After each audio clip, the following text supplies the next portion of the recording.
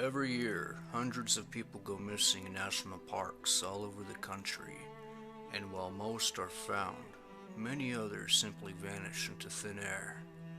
What's most disturbing is that these numbers are increasing, and the circumstances behind these missing person cases are sometimes just plain bizarre. There are many theories as to why these people are disappearing, ranging from bad weather to UFO abductions. In this top 10 list, I'm going to share some of the most unusual cases in some of the most popular national parks in the country. Note that there are thousands of cases just like these, and many simply go under the radar due to limited or withheld information. Number 10. On August 2nd, 2006, a 47-year-old man named Bruce Parker Pike was camping at a campground on Indian Creek at Yellowstone National Park in Wyoming when he disappeared. His vehicle was found abandoned at the campground with all of his possessions still inside. Authorities note that the key was left in the ignition and his glasses neatly folded on the center console. Number 9. Stuart Isaac left his Burtonsville, Maryland home on September 6, 2010.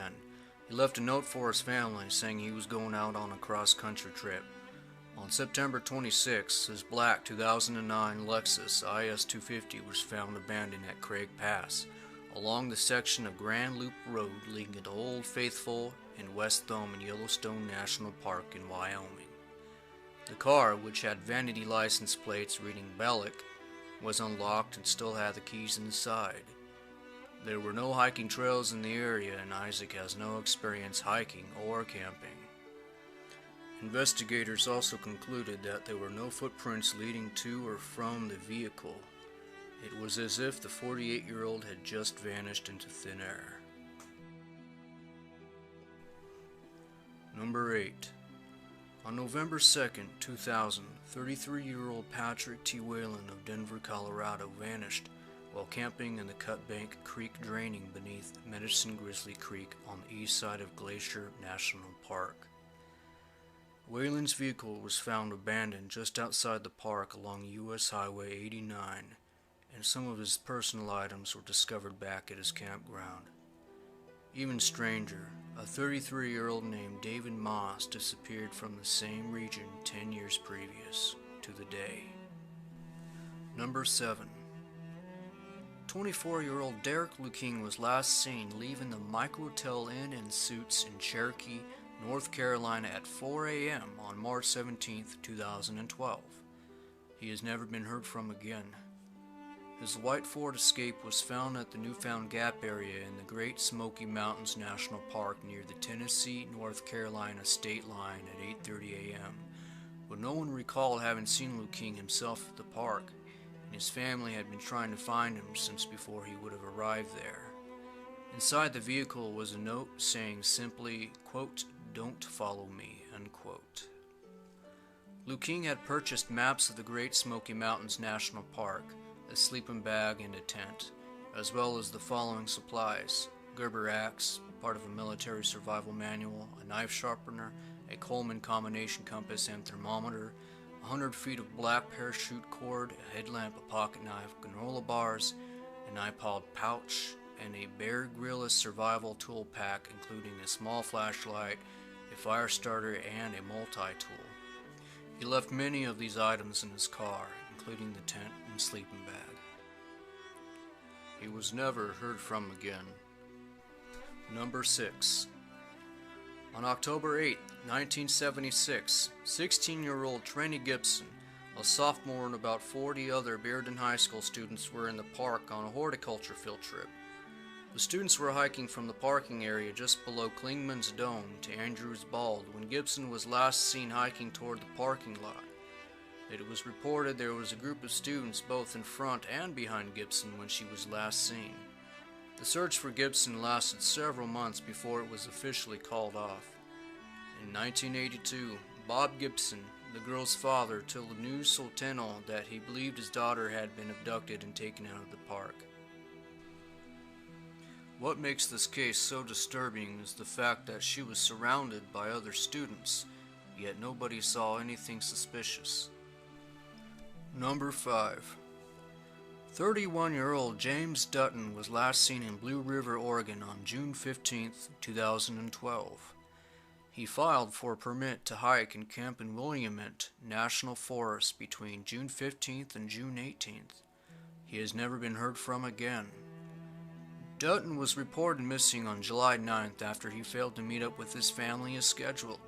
He was single and unemployed, and he didn't tell his family about his camping trip, so they didn't realize at first that he was missing. On July 30th, a month and a half after he was last seen, his blue 1998 Nissan Frontier pickup truck with the Oregon plate number D30759 was found abandoned at French Pete Trailhead parking lot. Since 1997, a staggering 189 men and 51 women have disappeared in the Oregon wilderness, with 25% of them occurring at the Willamette National Forest region. Number 4. On August 6, 1993, 16-year-old Jacob Knox was on a 4-day houseboat trip with his friends out on Trinity Lake, California. At the end of the second day, he and 3 of his friends decided to sleep on the roof of the houseboat and under the stars. At approximately 3:30 a.m., one of his friends awoke to find Jacob's sleeping bag empty. He assumed that Jacob had went downstairs and went back to sleep. Later on that morning, the teens awoke to find his bag still empty, with his flashlight, shoes, and water bottle still around it. An extensive search of the lake failed to locate Jacob or any trace of him. Later that year, hikers found Jacob's torn black jeans approximately 4.5 miles from the lake and in the Trinity Wilderness. His case remains a mystery. Number 3. In 1974, 19-year-old Charles McCuller left his home state of Virginia for an extended vacation, a hiking and bus riding tour of the country. Leaving his beloved Volkswagen at home and taking his camera equipment, he hit the road. In late January 1975, McCuller was spending a few weeks with a friend in Eugene, Oregon. Then he left on a short excursion, hiking to Crater Lake to take winter photos and planning to come back to his friend's house 2 days later. He never did. The FBI got involved. Charles's father dropped everything and flew to the West Coast to spend the whole summer camped at Crater Lake, searching for his lost son. No trace. No trace, that is, until a full year later at the end of the season. 2 hikers took a wrong turn and ended up in a little-traveled canyon, where they found an old, dirty, ripped backpack with a car key in the side pocket, the key that belonged to McCuller's Volkswagen back home. Park rangers got a horse patrol out right away, and after just a few hours they found what was left of Charles. And here's where the story gets a little weird. Charles's body was found a full 12 miles from the trailhead, and on the day he disappeared, there were 7.5 feet of new snow on the ground. If you've ever broken trail in skis or snowshoes, you know what's wrong with that picture. How did this kid cover 12 miles and 102 inches of fresh powder? It's simply not humanly possible. That much powder would be impossible even for a snowmobile to get through. The second weird thing was the condition of the skeleton. There were foot bones in the socks, but Charles's jeans were empty except the broken off ends of his shin bones sticking up. The jeans were unbuttoned and the rest of him was gone, as if melted away. They found the crown of his skull about 12 feet away, nothing more. Now granted, people do weird things when they're hypothermic, like decide they're too hot and strip, or maybe even pull off their boots and slog around in the snow in their socks. But the 2 really unusual things here are the location and the missing clothes and boots. Number 2. In 1988, 49-year-old Keith Reinhardt was a sports writer for the Daily Herald in Chicago, but he decided to take a leave of absence for a unique outing.